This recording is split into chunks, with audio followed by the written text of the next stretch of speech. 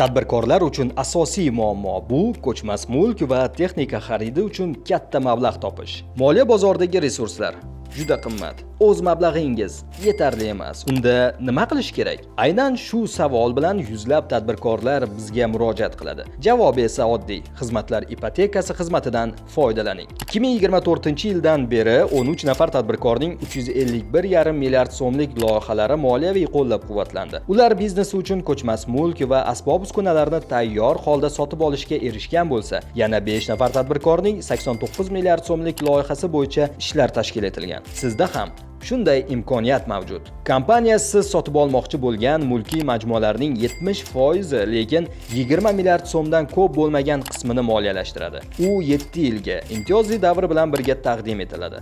Muhimi, uni nasiya savdo asosida ham olishingiz mumkin. Yillik foiz stavkasi ham bozor stavkalaridan ancha past, ya'ni 17,5%. Undan foydalanish uchun 2025-yilning 24-martiga qadar ariza yuborishingiz mumkin.